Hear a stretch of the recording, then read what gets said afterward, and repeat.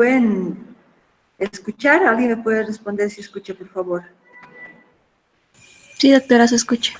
Muy bien.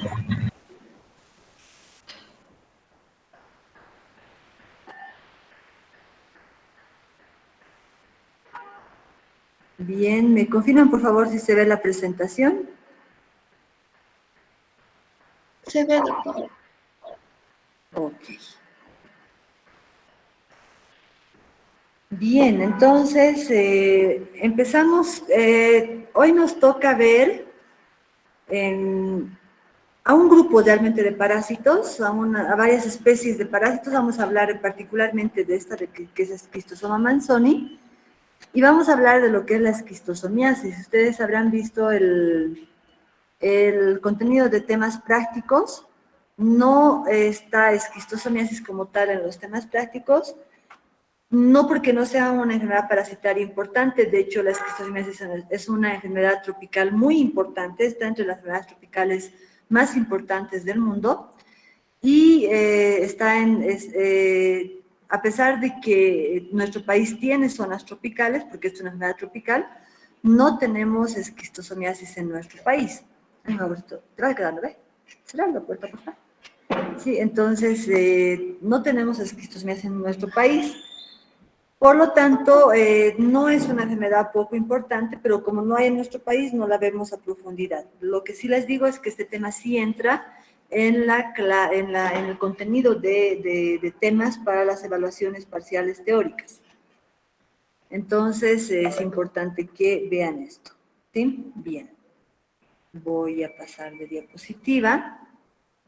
Schistosoma manzoni es un helminto, el género esquistosoma son helmintos, ¿sí? Recordemos que los helmintos pertenecen al reino animal, ¿no? Al subreino Metazoa, y estaban en el filum Platelmintes, la clase Trematode y la clase Cestoda, que hemos visto hasta ahora la clase Cestoda, y de la clase Trematoda hemos visto, recuerden, la fasciola hepática, ¿no? Y nosotros hoy vamos a hablar de Schistosoma manzoni y algunos otros esquistosomas también, y de esquistosoma es un género que está dentro de la clase Tremátoda. Si recordamos, los nematelmintos son gusanos cilíndricos, los platelmintos son gusanos aplanados. La clase Cestoda se caracteriza por ser gusanos largos con divisiones. Doctora, disculpe. No están pasando las diapositivas. No estoy pasando todavía. Estamos, a ver, estamos en la segunda diapositiva, ¿no ha pasado? No, está minimizada, no está en presentación. A ver, ya voy a dejar de compartir y voy a volver a compartir. Si se dan cuenta que no cambia, igual me dicen, ¿sí? Entonces les decía esto, ¿no? Que pertenecen los al reino animal, al subreino Metazoa, están el filum Platelmintos, los nematelmintos, y de los nematelmintos está la clase Cestoda, que son gusanos cilíndricos, que no hemos visto ninguno hasta ahora, y en la clase Nematoda. Y en la clase Cestoda están las tenias que hemos visto, que recordemos que son gusanos aplanados,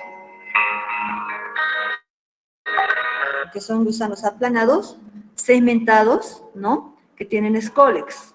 La clase Tremátoda también son gusanos aplanados, ¿no? Sin embargo, no son segmentados y no tienen escólex, ¿sí?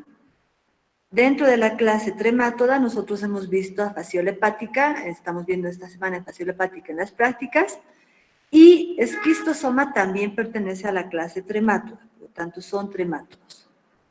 ¿Sí? En la clase Tremátoda, recordemos, son gusanos planos, no segmentados. En su cutícula pueden o no tener espinas, ¿verdad? ¿Se acuerdan la fasciola hepática?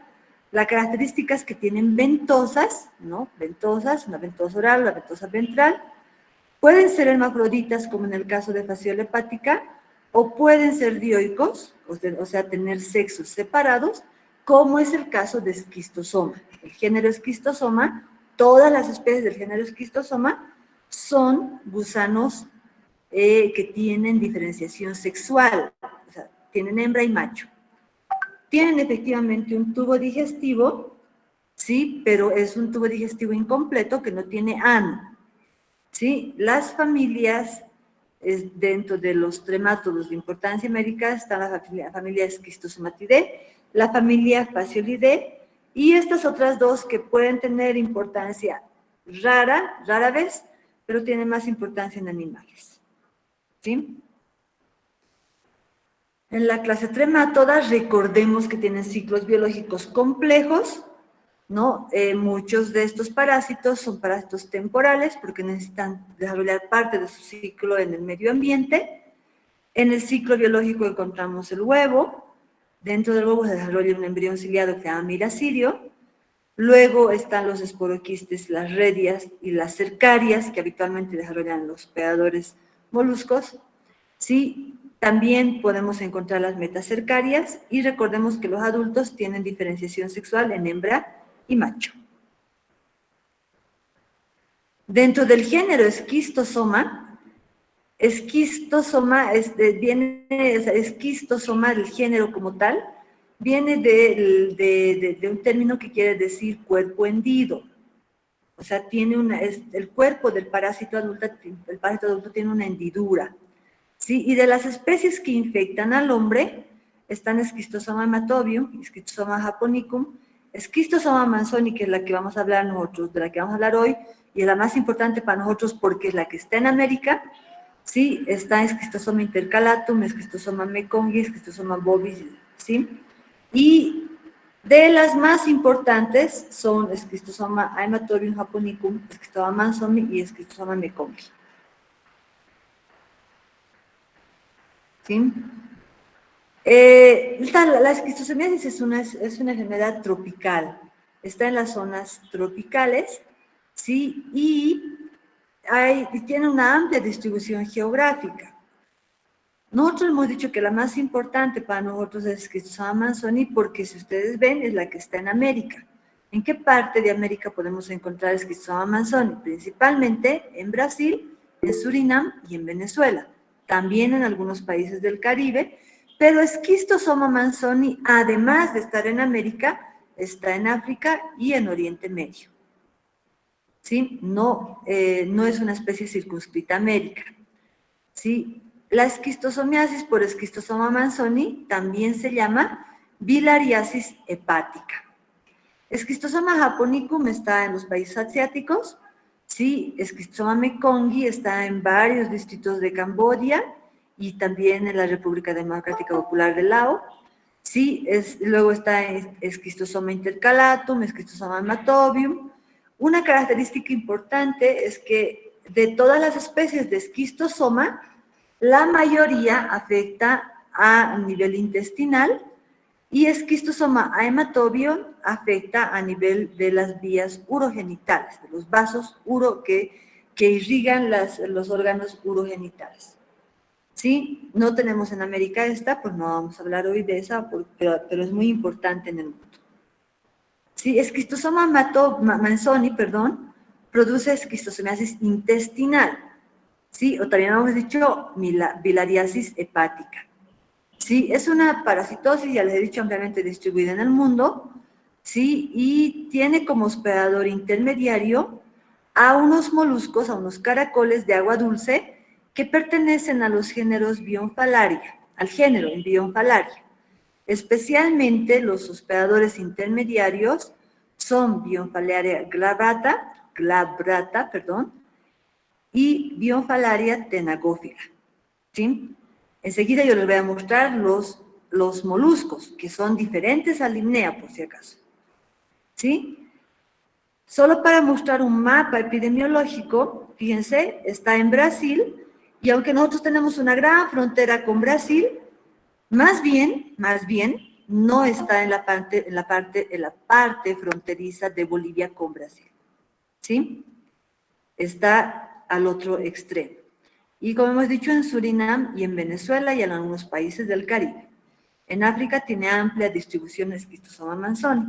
Para mostrarles un pantallazo, aquí está la hembra y el macho del parásito adulto, los huevos, que son huevos grandes, mucho más grandes que de fasciolo hepático, un miracidio y una cercaria. ¿Sí? Espérenme un ratito. ¿sí?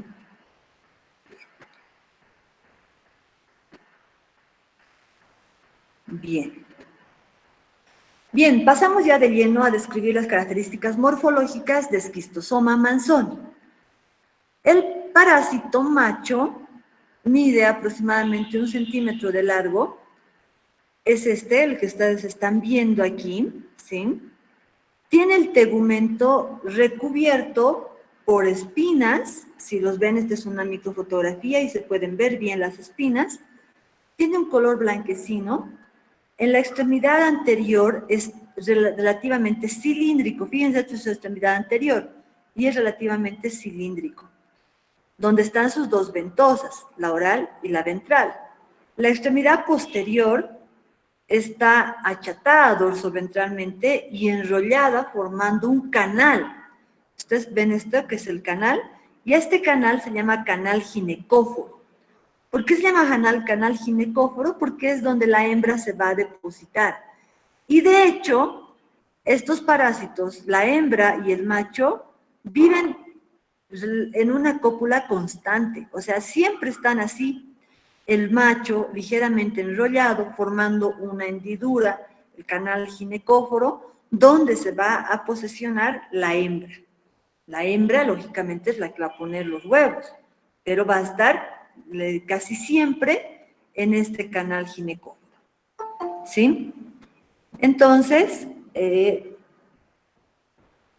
la hembra es más grande que el parásito macho, puede llegar a medir entre 1 o 2 centímetros, y su tegumento es liso, no tiene espinas, y esa puede ser la razón por la que vive adherida al canal ginecóforo, porque es el macho, gracias a sus espinas, la que va a permanecer en el hábitat. La hembra, como no tiene espinas, podría fácilmente liberarse del hábitat, y por eso es que permanece adherida al canal ginecóforo. A diferencia del macho, no es tan blanquecina, es más bien oscura y grisácea, ¿sí? Como la ven aquí. Y también, a diferencia del macho, no es plana, ¿no? Más bien tiene un cuerpo cilíndrico. Es delgadita. Los huevos son muy característicos de los esquistosomas. Los huevos son los huevos más grandes de los parásitos que pueden afectar al hombre. ¿Sí? Recuerden que el huevo de fasciola hepática podía llegar a medir hasta 140 micrómetros.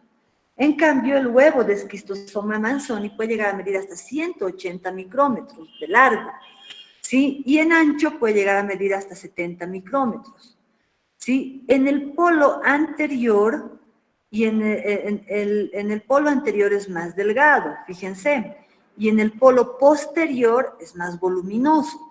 Y en ese polo posterior tiene una espina, y esta espina van a recordar que es muy importante en el momento de generar la patogenia. Entonces, ustedes ya estarán imaginando y estarán diciendo, este es el único, ¿sí? Este es el único parásito en el que me han dicho que el huevo como tal está relacionado a la patogenia. De hecho, en esta parasitosis el huevo está relacionado a la patogenia. ¿Sí? Estos son varias fotografías de huevos de Schistosoma manzoni con su espina lateral, ¿sí? Y fíjense, están teñidos, aquí está con lugol, aquí están translúcidos, ¿sí? Y esta característica de la espina puede ayudarnos a diferenciar entre los huevos de las diferentes especies, ¿sí? Schistosoma manzoni, que tiene típicamente la espina lateral. Schistosoma hematorium tiene una espina más bien caudal en la parte posterior, y Schistosoma japonicum tiene una espina, pero el huevo es esférico, por lo tanto no podemos decir que es lateral, ¿verdad? Es esférico, pero sí tiene una espina. ¿Sí? Si relacionamos con otros huevos, veamos aquí un poco de lo que ya hemos visto. Fíjense el huevo de tenia, que puede llegar a medir, hemos dicho, 30-35 micrómetros, el huevo de Menolepis nana más de 40 micrómetros, ¿sí? El huevo de fasciola hepática está aquí, fíjense, puede llegar, hemos dicho, 140 micrómetros, ¿no? Aquí están los esquistosomas, ¿no? Que pueden llegar a medir 180 micrómetros, entonces Esta es la relación en tamaño que ustedes tienen que conocer bien, ¿no? Para poder diferenciar, principalmente en el microscopio. Otra forma biológica del parásito es el miracidio. ¿Sí? El miracidio es el embrión ciliado que va a estar contenido en el huevo, mide 160 micrómetros aproximadamente, tiene cilios, ¿sí? Y tiene un marcado fototropismo, o sea, es atraído por la luz, ¿sí? Tiene un cono, ¿no? Esta es la parte conoide, donde en la porción apical, este cono le permite penetrar, ¿sí? Tiene minúsculas ventosas que le van a permitir segregar una serie de sustancias, ¿no? Y donde están sus glándulas de penetración, sus glándulas de adhesión, y tiene terminaciones nerviosas que le permiten encontrar al hospedador intermediario, ¿sí? Entonces, este es el embrión ciliado o el miracidio, que igual que en fasciola hepática está desarrollada dentro del huevo y tiene que liberarse en el agua. Este es el hospedador intermediario de esquistosoma, ¿no? Es los moluscos, son caracoles, del género Bionfalaria. Fíjense que la concha es completamente diferente a la concha del género Limneo, de la familia de los limneidos, ¿sí? Esta concha se enrosca como espiral sobre su propio eje, ¿sí? Y estas son las principales especies que hay en Brasil, ¿sí? Bionfalaria glabrata, ¿sí? Bionfalaria straminea y Bionfalaria tenagófila, ¿sí?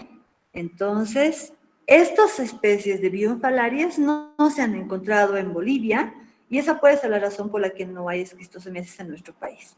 No quiere decir que no hay bionfalarias, porque ustedes alguna vez van a algún lugar en el campo, de repente encuentran ese tipo de caracoles, pero no tienen importancia médica en nuestro medio.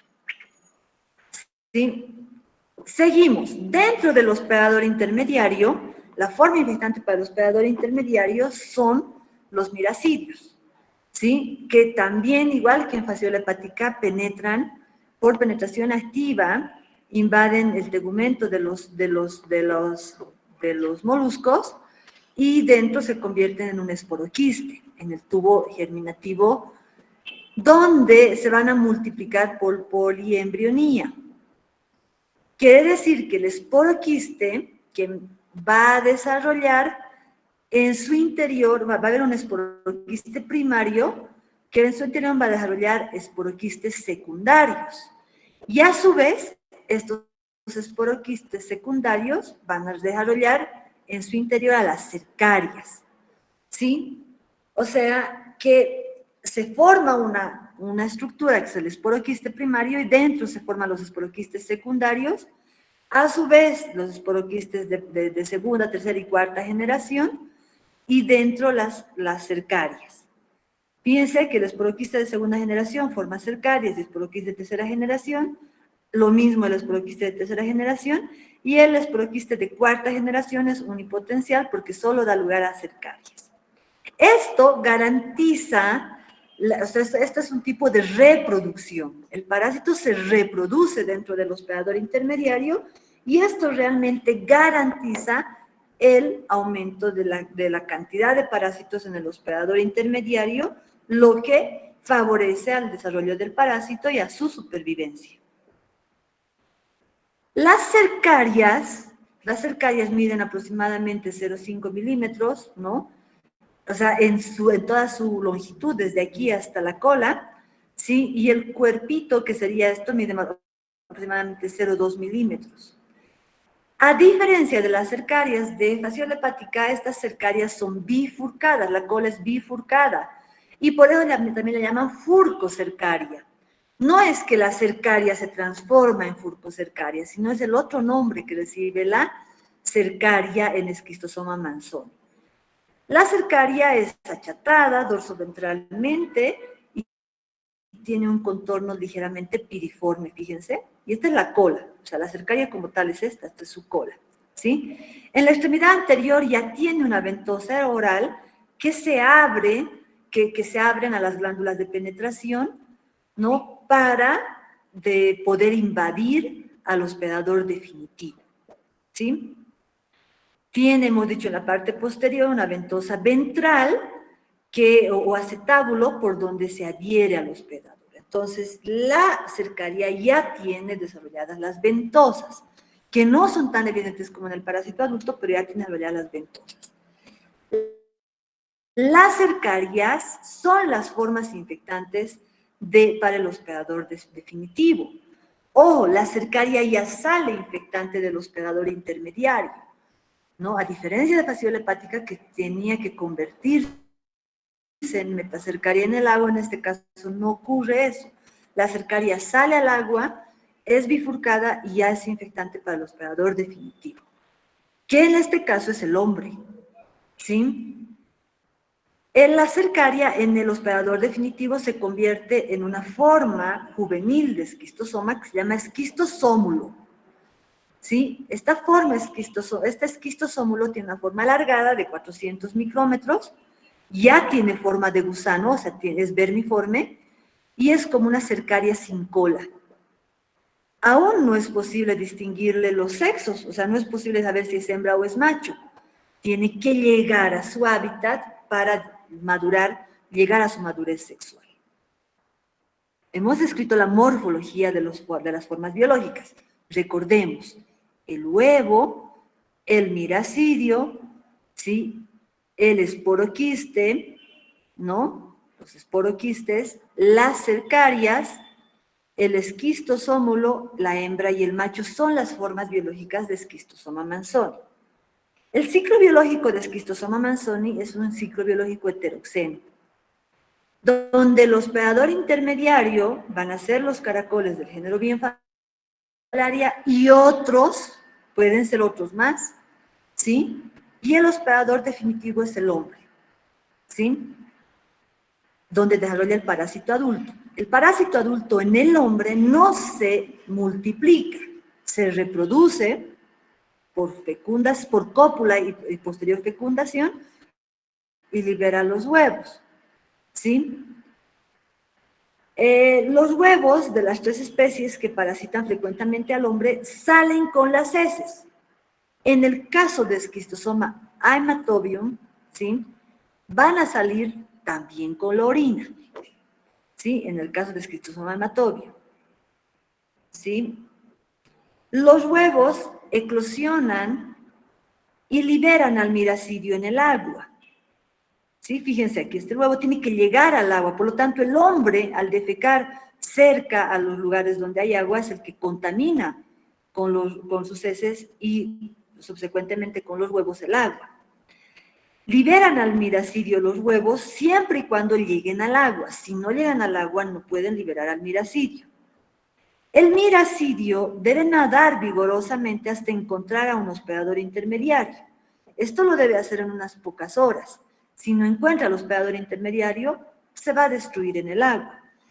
El miracidio penetra por las partes de la cutícula, las partes blandas del caracol, y por penetración activa llega hasta el hepatopáncreas del hospedador, donde se van a dar las diferentes generaciones de esporoquistes o esporocistos.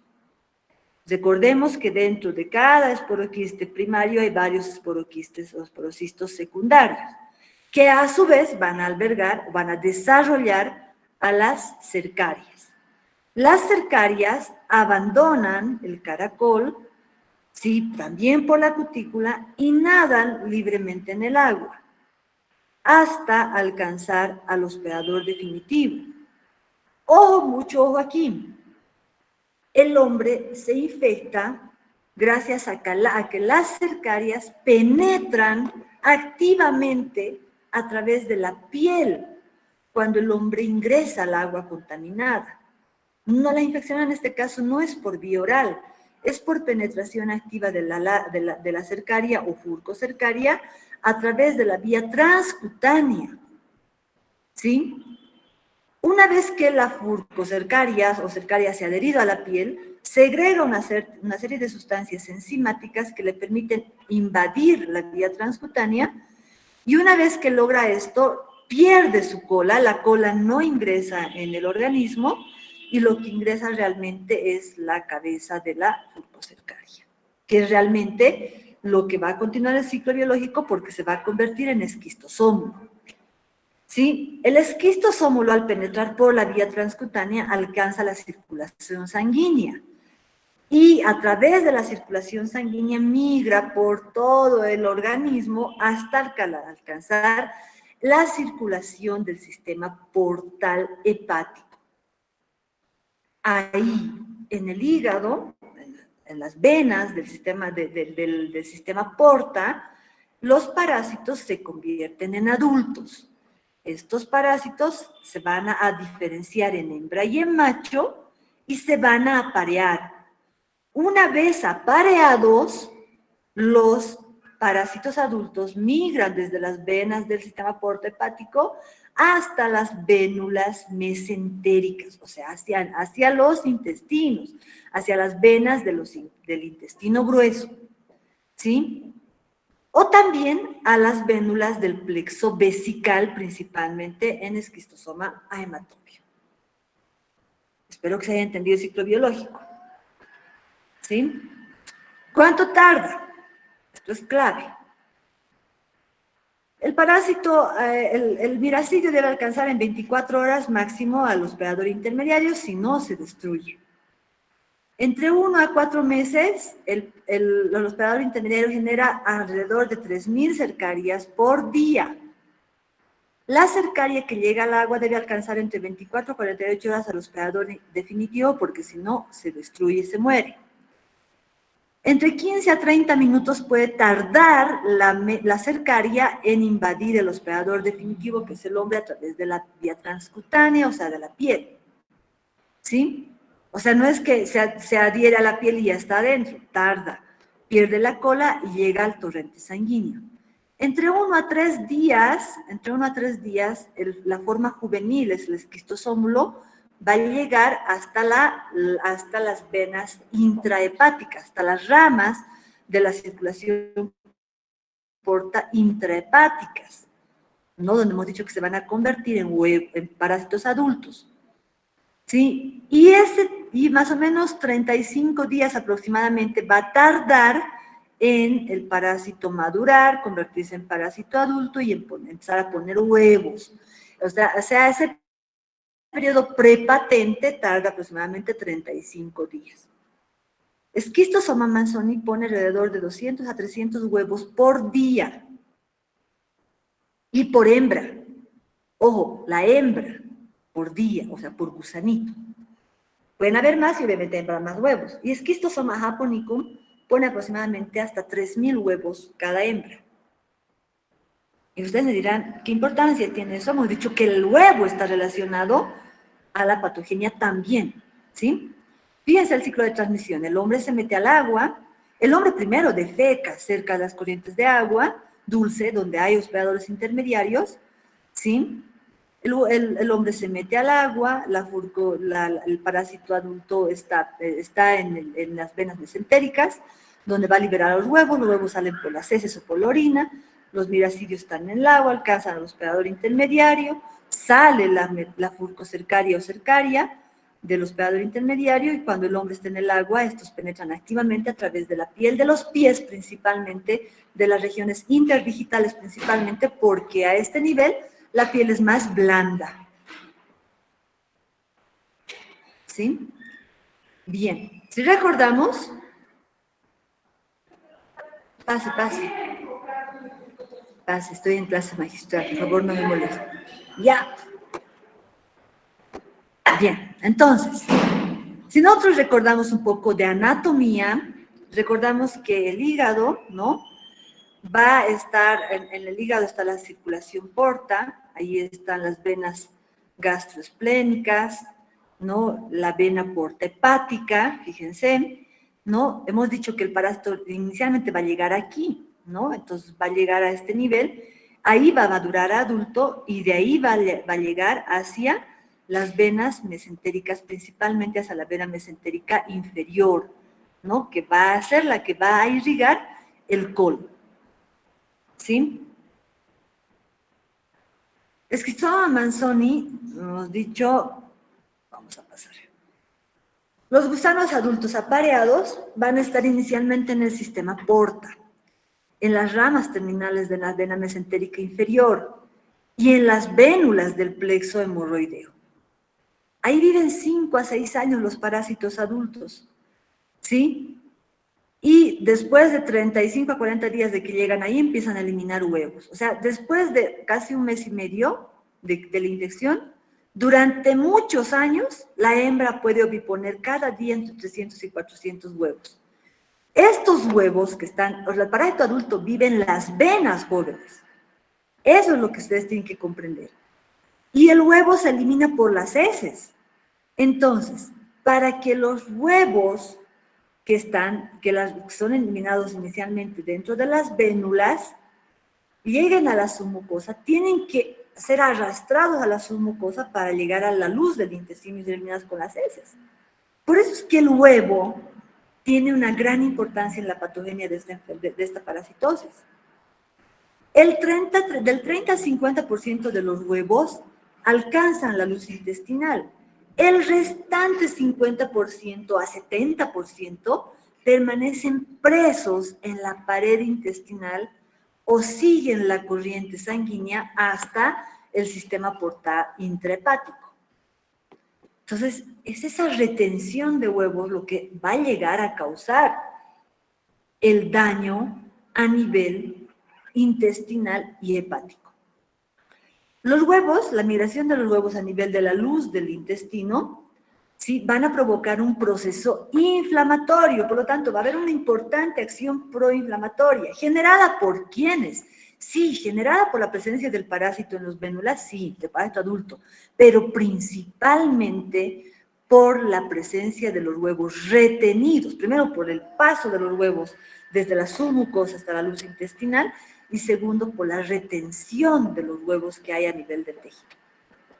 Eso va a provocar que haya un adelgazamiento de las paredes del vaso por la presencia del gusano adulto, ¿sí? Además, el gusano adulto segrega una serie de sustancias proteolíticas, enzimas proteolíticas, ¿sí?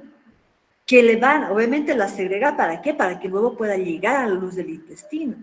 Y el huevo como tal provoca una presión a nivel de la submucosa, a nivel de los vasos y la submucosa. Por lo tanto, aquí lo que hay es una respuesta inflamatoria importante a nivel de las venas mesentéricas, del intestino grueso como tal, del hígado como tal, y esta respuesta inflamatoria es de tipo granulomatosa. ¿Sí? Estos gránulos, las granulomas que se van a provocar por la respuesta inflamatoria, van a provocar que haya van a provocar que inicialmente se genere una endoflebitis, una inflamación de los vasos aguda. Esta endoflebitis más el retorno de los huevos por las venas hacia el sistema porta van a provocar que haya una fibrosis periportal y va a haber una obstrucción de las ramas intrahepáticas de la vena porta. Esto va a ocurrir obviamente en los casos crónicos y severos. Y esta obstrucción de las ramas intrahepáticas de la vena porta va a provocar que haya hipertensión portal. Y eso es lo que provoca que haya hepatomegalia, o sea, aumento del tamaño del hígado, esplenomegalia, aumento del tamaño del vaso, hay varices a nivel de las vísceras y hay ascitis, o sea, acumulación de líquido a nivel abdominal. ¿Sí? Y si ustedes veían en mi diapositiva donde yo empezaba a hablar de la patogenia, que es esto, ¿sí? Veían esto. Esta es una distensión abdominal secundaria a la hepatoesplenomegalia, o sea, al aumento del volumen del hígado y del vaso, y a la ascitis que genera todo este daño hepático. ¿Sí? Ahora, si ustedes ven a esta persona tiene una distensión abdominal bien pronunciada, pero es bien flaco. Recuerden, el hígado es la máquina de las proteínas en el organismo. Por lo tanto, un hígado lesionado lógicamente no va a funcionar bien, no va a producir la cantidad de proteínas que tiene que producir, y por eso es que típicamente estas personas con esquistosomiasis severa, crónica, van a ser así delgados. Sí, van a perder peso. ¿Sí? Bien. ¿Cómo se manifiesta clínicamente la esquistosomiasis? La esquistosomiasis, o sea, yo les voy a pasar a través de sus representantes un texto que habla muy bien de la patogenia. No hay clase práctica de esto, pero sí hay evaluación en la teoría, así que vale la pena que lean este texto. ¿Sí? En la esquistosomiasis se va a diferenciar una fase aguda y una fase crónica. ¿Sí? En la fase aguda hay dos momentos principalmente, ¿no? Una fase que le van a llamar, o sea, un primera etapa, un primer periodo, que es como el periodo de incubación, donde lo que caracteriza es una dermatitis de contacto, ¿sí? Provocada por la adherencia de las cercarias a la piel, ¿no? Y esta reacción inmunoalergénica y que va a generar que haya una dermatitis y una reacción urticárica a nivel de la piel, a nivel de las zonas donde ha habido la penetración de las cercarias. Esto no es, pues, característico solo de la esquistosomiasis. Pueden haber otras parasitosis, otras afecciones tropicales que pueden causar esto mismo a nivel de la piel. ¿No? Esto se puede incluso confundir con picaduras de insectos, etcétera, ¿sí? Pero si nosotros tuviéramos una persona que viene de zona endémica y viene con estas características de lesión en la piel, podríamos sospechar que se llama de una esquistosomiasis en fase aguda, ¿sí? Entonces, en este primer momento, ¿no? No hay todavía, obviamente, ni huevos en las heces, ni en la orina, y solamente se han generado estas lesiones que tampoco se presentan en todas las personas infectadas. Un segundo momento también de la fase aguda, que ya es grave, es justamente un momento que está relacionada con la producción de huevos y la infiltración, ¿sí? Se presentan mayormente en individuos que han sido muy parasitados, o sea, que han sido, donde ha habido una invasión por muchas cercarias, y los síntomas pueden ser dramáticos. Aparecen en las primeras semanas de la infección y coinciden con la maduración del parásito. Recuerden que el parásito va a migrar por unos días por la sangre hasta llegar al sistema portal hepático, donde va a madurar el parásito hasta llegar a adulto y va a iniciar la ovoposición o oviposición. Y en ese momento va a empezar a ver lo que les he dicho, la infiltración. ¿Recuerdan este proceso infiltrativo granulomatoso? Donde, ¿qué síntomas van a ver? Recuerden que el parásito va a empezar a migrar por todo el organismo, por lo tanto puede haber fiebre, puede haber escalofríos y puede haber sudoración. Síntomas generalizados, dolor de cabeza. Cuando ya está cuando ya ha madurado el parásito adulto y hay oviposición, se va a caracterizar la presencia de diarrea disentérica. La diarrea disentérica se caracteriza por heces muco-sanguinolentas, que quiere decir que tienen moco y que tienen sangre. Y son características de las afecciones a nivel del colon. Recuerden que el parásito ha migrado desde el sistema porta hasta las venas mesentéricas inferiores. Entonces ahí van a provocar el daño y por eso es que hay diarrea disentérica. Hay también hepatoesplenomegalia, ¿no? Por la afectación de las venas del sistema porta. Sí, hay linfadenopatía local, ¿no? Puede ser a nivel inguinal, ¿sí? Y hay eosinofilia elevada. Esto es muy importante, jóvenes. Hay una eosinofilia elevada en esta fase aguda, ¿sí? Y habíamos dicho que este periodo, tienen que recordar que esta fase, vamos a volver. Esta está relacionada al inicio de la oviposición y a la fase de la infiltración. O sea, quiere decir que los huevos se retienen a nivel de la submucosa, a nivel de los vasos y por lo tanto hay ese proceso infiltrativo. Esto también es de la fase aguda. pero muchos pacientes o muchos infectados pueden pasar la fase aguda asintomática porque no tienen grandes cargas parasitarias, ¿sí? Indistintamente de que haya pasado, puede provocar la muerte, puede provocar la muerte en esta fase, claro que sí, pero la gran mayoría de las personas pasan a una fase crónica.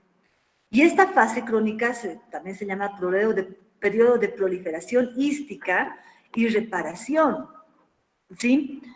Y se va a caracterizar por una forma hepatoesplénica. En este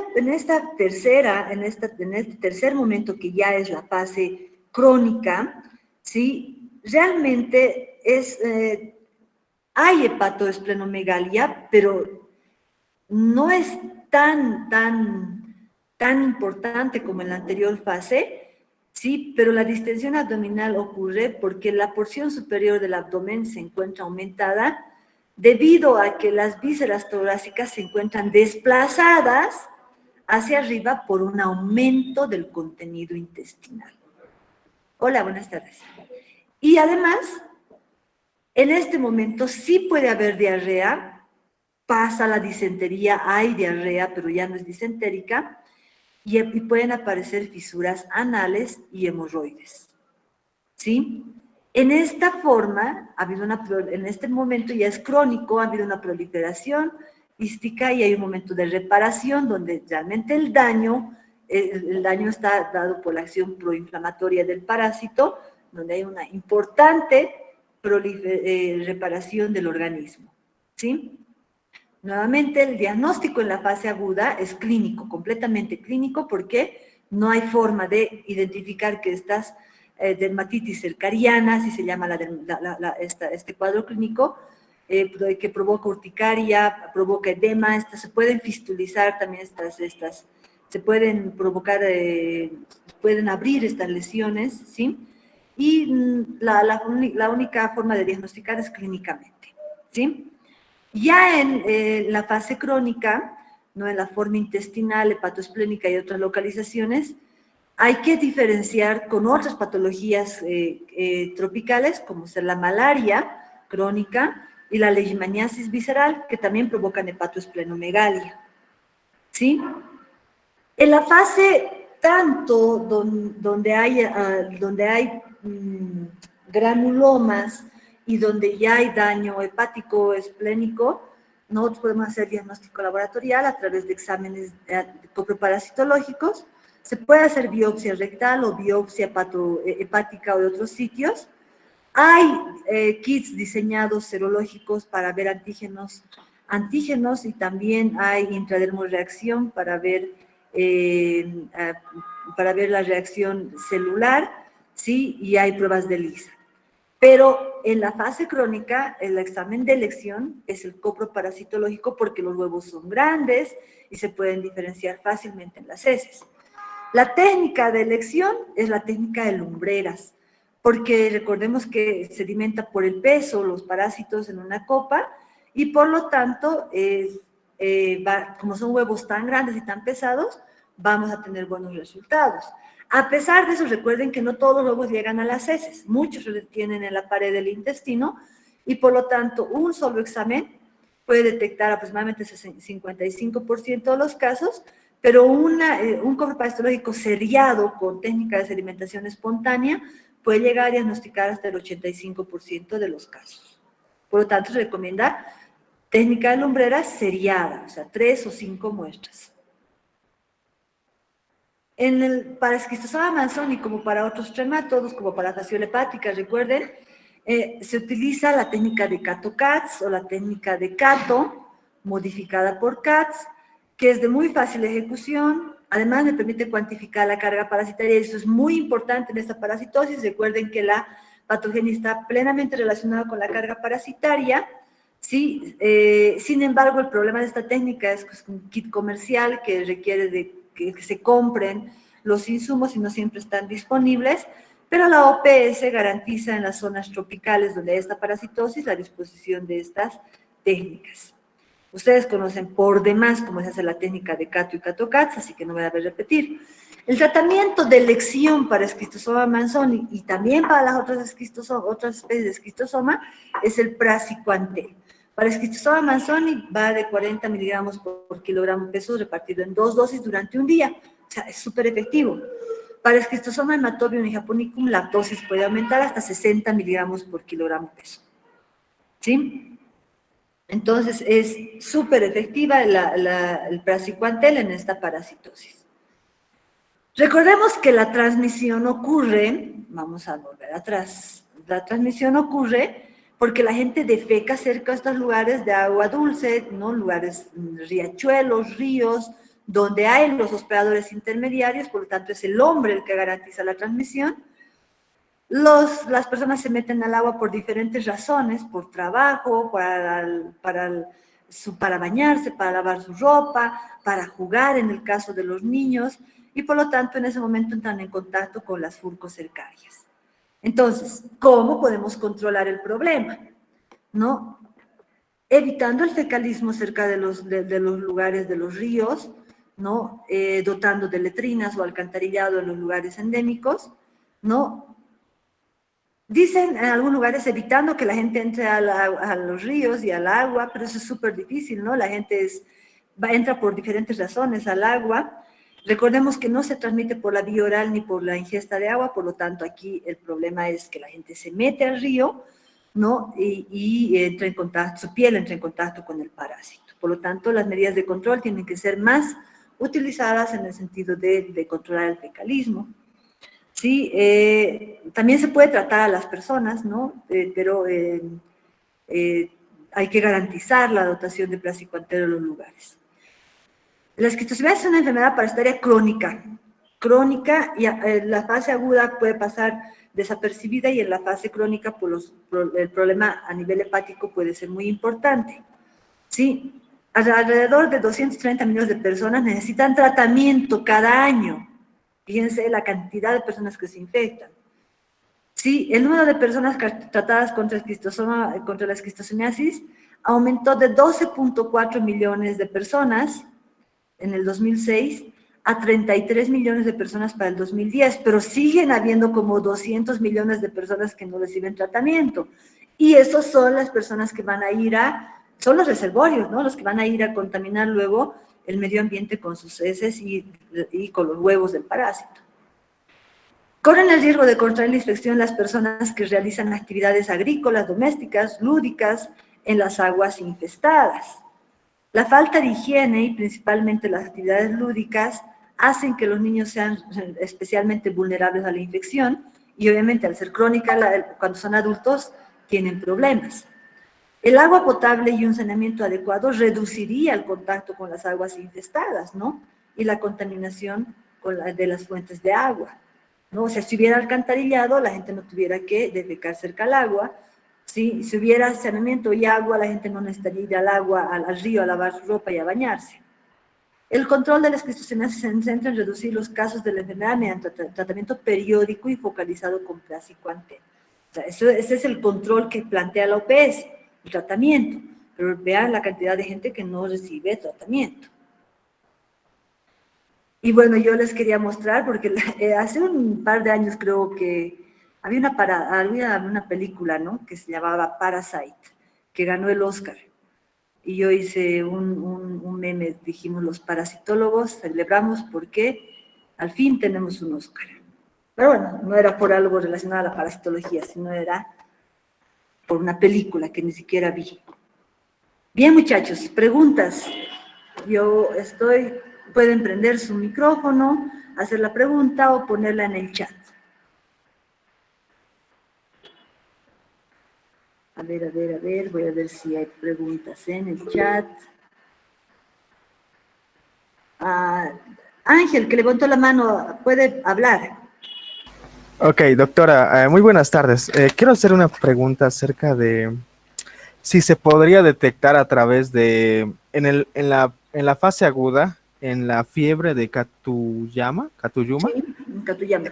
En ese momento se podría detectar extrayendo la sangre o con alguna técnica de una ecografía. Durante Porque, los primeros días de la infección, o sea, las primeras semanas, el parásito está migrando por la sangre. Dice, más o menos al tercer día de la semana llega a las vénulas del sistema porta, ¿sí? Durante esos días no puedes detectar con nada, no hay huevos en las heces y la serología tampoco va a salir positiva porque está en periodo de ventana, no hay producción de anticuerpos todavía. En la sangre no vas a buscar parásitos, difícilmente los vas a encontrar, por lo tanto no se puede detectar. Y con una ecografía tampoco, porque los parásitos siguen en su forma juvenil y no son visiblemente detectables con una ecografía. Ya después, cuando ha pasado un par de semanas y se empiezan a desarrollar las formas adultas, las pruebas imaginológicas podrían servir, pero ahí lo más importante es empezar, no, o sea, igual, seguimos en un periodo de hasta los 40 días, 60 días, donde todavía no hay huevos, ¿sí? Pero ya al primer mes pueden haber antígenos, ¿no? O también se puede hacer intradermorreacción en ese momento. En nuestro oh, país no hay ninguna de esas pruebas porque nosotros no tenemos esquistosomiasis, pero los brasileños sí que han trabajado bastante con eso y tienen pruebas de diagnóstico indirectos para esta primera fase. ok, doctora, gracias. Entonces no es recomendable pruebas, diagnósticos imagenológicos, ¿verdad? Yo pensaría que a los 60 días los huevos serían opacos y sería fácil de ver, digamos. No, los huevos no se van a ver con pruebas imagenológicas, ¿sí? Puedes Ok. encontrar los granulomas con las pruebas imagenológicas, ¿no? Los granulomas y obviamente con eso inferir un poco que puede ser esquistosomiasis. Pero los huevos como tal no los vas a ver con las pruebas imagenológicas, porque a pesar de que son grandes, no son tan grandes como para verlos en las pruebas imagenológicas. Ok, gracias, doctora. De nada. Dice, ¿nos puedes repetir el mecanismo? Yo no veo bien ahí, pero voy a buscar aquí en el teléfono porque como estoy con todo. Si hay alguien más que quiera decir, mientras yo me conecto con el teléfono para ver las preguntas.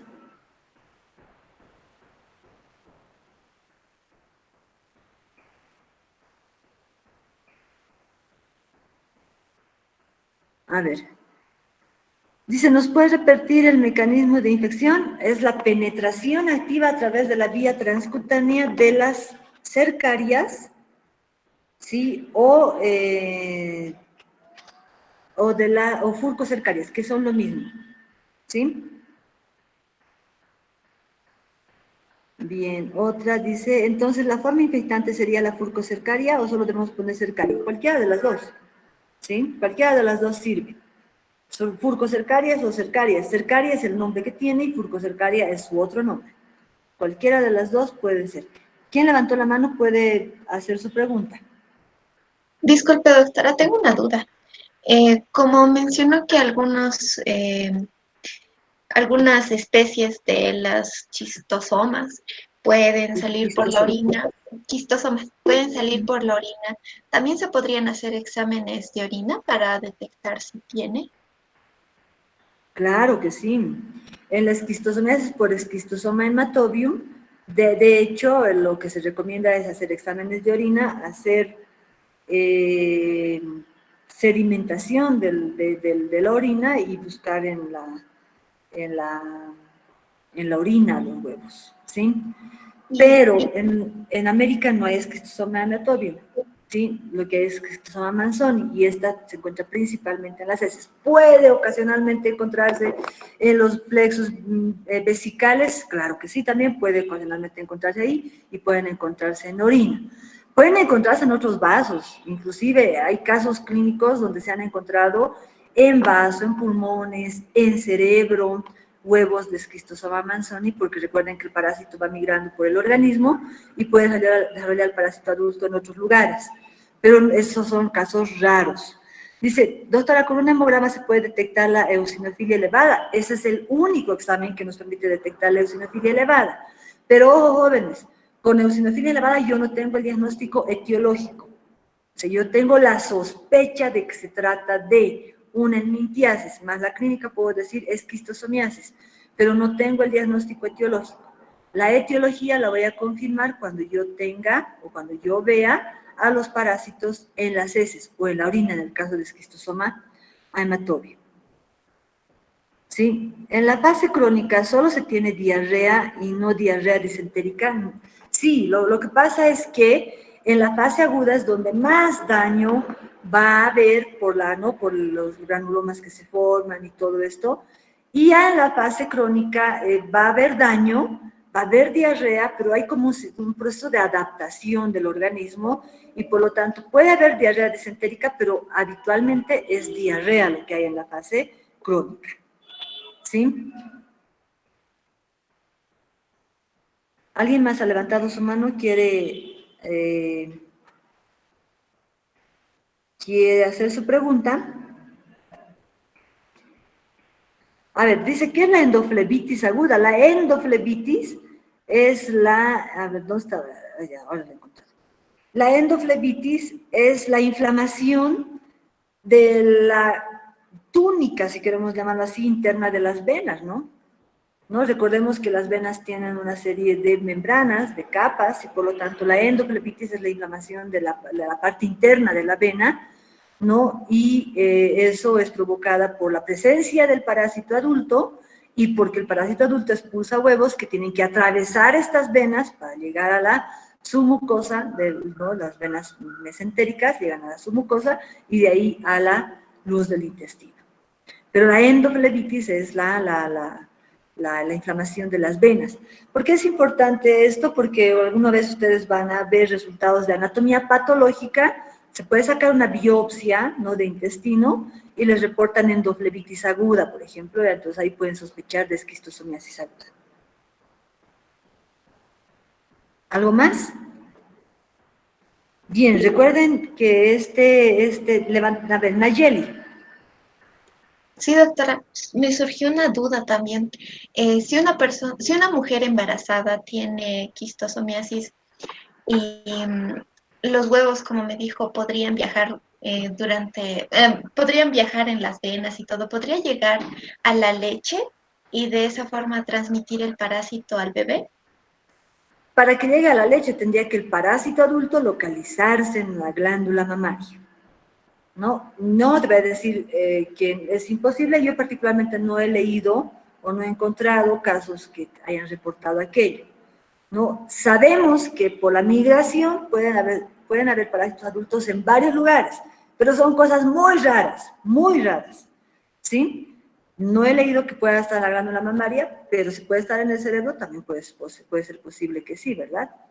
Sí, pero ya llegar a la leche, eso es más difícil, ¿no? Porque recuerden que es una glándula que es pues, selectiva, ¿no? Lo mismo que pasar la barrera placentaria también es muy difícil, porque la placenta es una barrera como tal, ¿sí?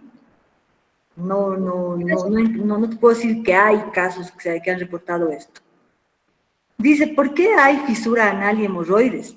Es por esta cuestión, ¿no? Los parásitos están en los plexos, en los vasos mesentéricos inferiores, ¿no? Están dañando la mucosa, dañando la submucosa, la mucosa, y eso, pues, no solamente está a nivel del colon descendente, ¿no? También puede llegar hacia el ano, hacia la mucosa anal y provocar que se lesione por la presencia del parásito y por el que se están arrastrando los huevos hacia la luz del intestino, y por eso es que hay fisuras anales y hay hemorroides. ¿Sí? ¿Cuál es el tratamiento para los huevos que se encuentran retenidos? Lamentablemente, cuando ya hay un daño así súper crónico y agresivo, hay casos en los que hay daño semejante que pueden hacerse cirugía de los granulomas que se forman a nivel de los plexos, se puede hacer cirugías, pero tratamiento como tal no hay. Lo único que hay que hacer para los huevos no hay. Hay que tratar con praziquantel para eliminar a los parásitos adultos y esperar que ese proceso inflamatorio, no se puede dar tratamiento paliativo para el proceso inflamatorio, pero para eliminar a los huevos no hay ningún antiparasitario que los vaya a eliminar, ¿sí? Dice, ¿qué diagnóstico indirecto de elección hay? Ojo, el diagnóstico de elección para la esquistosomiasis es el directo, el copro parasitológico y ver huevos. Ahora, cuando hay disponibilidad, se puede hacer, hay intradermorreacción, hay ELISA, Hay varias otras pruebas que se pueden hacer, incluso se pueden buscar antígenos. Hay kits que buscan antígenos, o sea, los huevos, los parásitos como tal, ¿sí? Pero de elección es la técnica de diagnóstico directo por coproparasitológico. A ver, ¿algo más? Bien, no hay nada más. Entonces, este tema no tiene práctica, tiene una clase, tiene la clase magistral y se evalúa en el parcial teórico.